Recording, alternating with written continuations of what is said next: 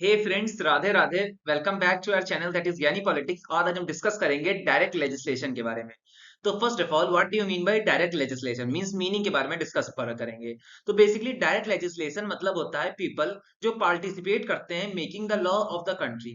ठीक है, ऐसी स्टेट जहां के पीपल्स पार्टिसिपेट करते हैं for making the law of the country. ये बेसिकली देखा गया है स्विट्जरलैंड में। और बेसिकली जो स्विट्जरलैंड है वहां पे एक part of directive legislation that is primary assembly fashion में है।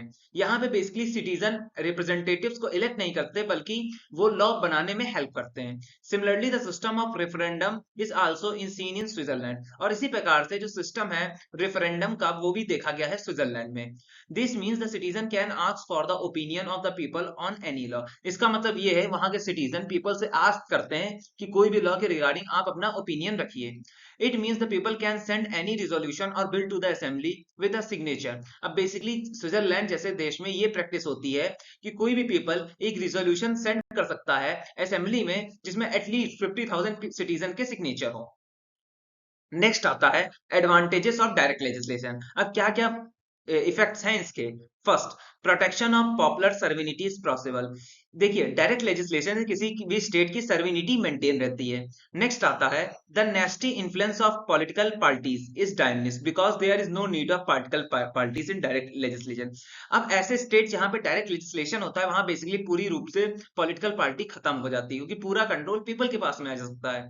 Third, the direct contact is stabilize. और यहाँ पे डायरेक्ट लेजिस्लेशन में एक बहुत बढ़िया सिस्टम होता है जहाँ वोटर्स और रिप्रेजेंटेटिव्स के बीच में डायरेक्ट कॉन्टैक्ट मेंटेन हो जाता है। Through direct legislation the citizens are in better position to protect their interest. और यहाँ पे जैसे कि हमने अभी प्रीवियस स्लाइड्स में हमने पढ़ा कि पीपल ही अपने लॉ को मॉडिफाई करने के लिए असेंबली में भेज रहे हैं, तो इस प्रकार से इनका पीपल अपने इंटरेस्ट को भी प्रोटेक्ट करते हैं। और fifth, direct legislation is also useful in removing a deadlock. अगर देखिए, जैसे स्विट्जरलैंड हमारी स्टेट है जहां पे डायरेक्ट लेजिस्लेशन परफॉर्म किया जा रहा है, तो इनमें जो दो हाउस ऑफ पार्लियामेंट है इसमें डेडलॉक होने के चांसेस बहुत कम हो जाते हैं। नेक्स्ट है डिसएडवांटेजेस ऑफ डायरेक्ट लेजिस्लेशन। अब अभी हमने एडवांटेजेस पढ़े, इसी के साथ साथ डिसएडवांटेजेस को देख लेते हैं। तो पहला है through direct legislation the law are not made properly because the law are complicated and they are beyond the comprehension of the common people.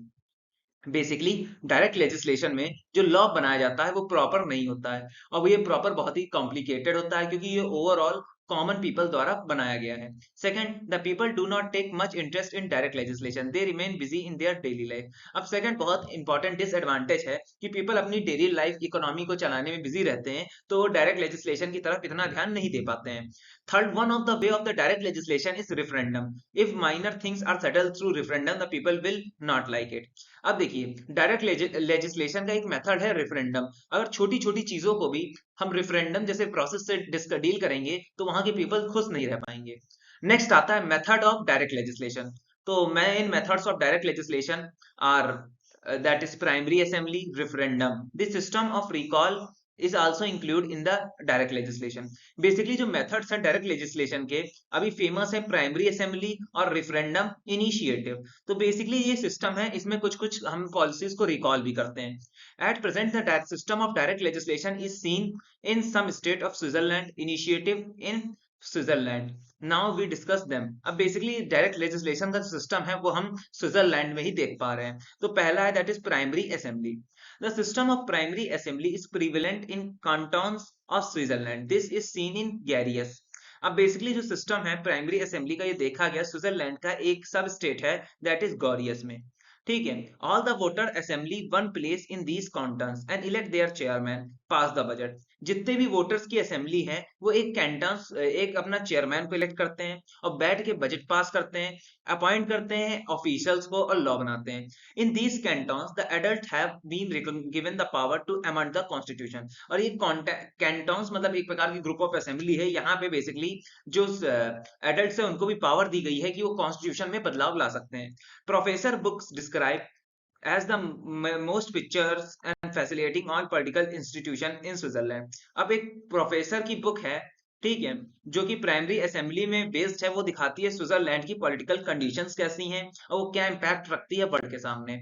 Next आता है हमारा part that is direct legislation का, दैट इज रेफरेंडम। अब इसको हम देख लेते हैं। Referendum means seeking the public opinion on any law और amending the constitution. Basically referendum मतलब है किसी भी पब्लिक ओपिनियन का लॉ की डील को सुनना और फिर अमेंडमेंट करना, चेंजमेंट लाना कॉन्स्टिट्यूशन में। Two types of referendum are in Switzerland, optional and compulsory. अब बेसिकली स्विट्जरलैंड में ही डायरेक्ट लेजिस्लेशन की प्रैक्टिस हो रही है, तो रेफरेंडम यहाँ पे दो प्रकार के हैं। पहला हमारा डायरेक्ट रेफरेंडम है और दूसरा हमारा ऑप्शनल रेफरेंडम है। In case federal assembly intends to amend the constitution, referendum becomes compulsory. अब जहां पे फेडरल असेंबली कॉन्स्टिट्यूशन में अमेंड करेगी तो वहां पे कंपलसरी रेफरेंडम आएगा। Second, if the majority of the people in state give their consent it will consider amendment of the constitution. अब जहां पे majority of the people amend करेंगे कॉन्स्टिट्यूशन को तो वो ऑप्शनल रेफरेंडम में आएगा। ठीक है। Beside this, the law which are not declared as a urgent by the Federal Assembly, the demand of referendum can be put forward by 30,000 citizens। अब basically ऐसा लॉ जिसमें कोई नोटिस नहीं दे रही है हमारी फेडरल असेंबली और यहाँ पे मिनिमम 30,000 सिटीजन इसको पुट फॉरवर्ड करते हैं, तो ये जो हमारा डिमांड है वो कैंटन्स के अंदर आएगा। The demand of referendum can be put forward for the treaties with a duration of 15 years and for a unlimited period. और ऐसी डिमांड जो रेफरेंडम के थ्रू पीपल आगे लाते हैं उनका ड्यूरेशन होती है 15 years और अनलिमिटेड पीरियड के लिए एक्सटेंड किया जा सकता है। It will enforced only after the majority of the cantons and the people have give their consent। और इस प्रकार का जो रिफरेंडम है इसको तभी हम क्वालिफाई करेंगे, तभी इसको अप्रूव करेंगे जब majority people of the cantons इसके रिगार्डिंग पॉजिटिव कंसर्न देंगे। तो यही था मेरा video regarding the direct legislation और उसके पार्ट्स के बारे में। आपको कंटेंट पसंद आया तो लाइक सब्सक्राइब शेयर कीजिएगा। जय श्री राम दोस्तों।